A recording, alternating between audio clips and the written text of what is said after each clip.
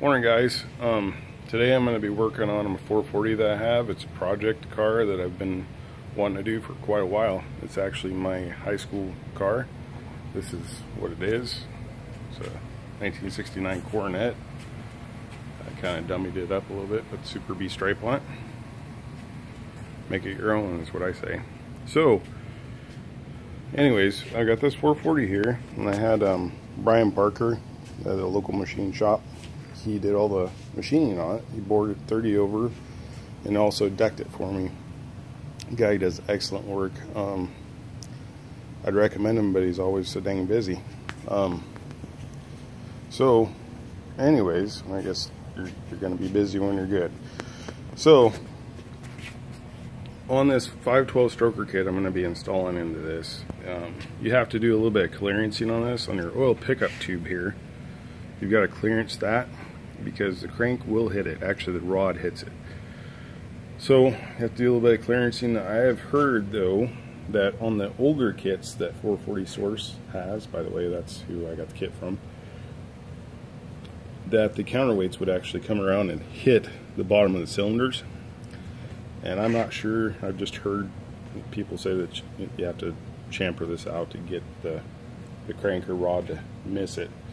So what I had to do first was I had to go and have Brian bore this 30 over for me. Then I had to pre-assemble all the pistons and rods, check my bearing clearances. I used plastic gauge to make sure everything was good, pulled everything back out, and then ground that out so it wouldn't hit anything. And while I was checking the piston clearance and all that, we went ahead and zero decked the top surface here. So I pre-assembled the pistons by putting tape around the ring gaps. So what you do is you take some masking tape, put it around your piston to where it fits pretty snugly in the bore. I used a little bit of WD-40 just to make sure that they would slide up and down. So did that, took it over to Brian again, and then he decked it out for me, which he did an awesome job as usual.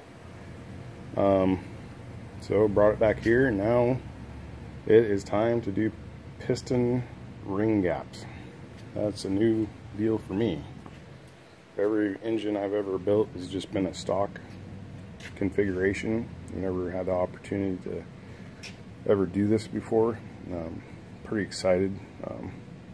I'm not a seasoned engine builder by any stretch of the imagination. I've done a lot of stock stuff, but I've never been able financially to do this. So now I was able to by selling a few things. And anyways, so we're moving on. So we have to do a ring gap. What we need to do is we need to find out what the ring manufacturer says to do. And here on their little slip they have a street strip application or a nitrous application. I'm gonna figure it for 150 horsepower application of nitrous. So just in case I ever decide to, and plus it probably helps if it's hot outside too. So anyways, so you take the bore on your top ring and you're gonna multiply that by 0.005. So we have to find our bore. So what I did was I came over to the Chilton manual here, and if you look at the 440 here, yeah, I wish it was a 426. You go to the 440 and you've got a 4.32 bore. Now this has been bored over 30 over, so you have to take your standard bore, which is 4.32 plus 0.030, come out to a 4.35 bore. So that is what we need to multiply by 4.35, multiply that by 0.0055 equals 0.0239 or 24 thousandths. Now they want you to do the exact same calculation on the second ring. Keep in mind this is for 150 shot of nitrous. And then on your oil ring, what they would like you to do is make sure you have a minimum of 15 thousandths gap on that. So that's what I'm going to check. and go from there. And Tola-Seal is nice enough to actually mark the packages, so don't mix them up. Here's your top ring, here's your second ring, and there's your bottom groove ring. And then I'm going to say something about installing these pistons. Like I said, I'm not a seasoned engine builder of this type of caliper, but these are spiral locks, and these are a booger to install. Expect your fingertips to be bleeding by the time you're done. It's not fun.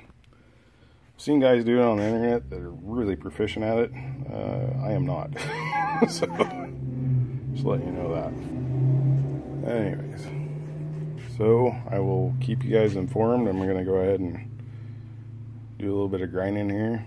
And I bought a ring grinder from Summit Racing, and we'll see how that works. Thanks.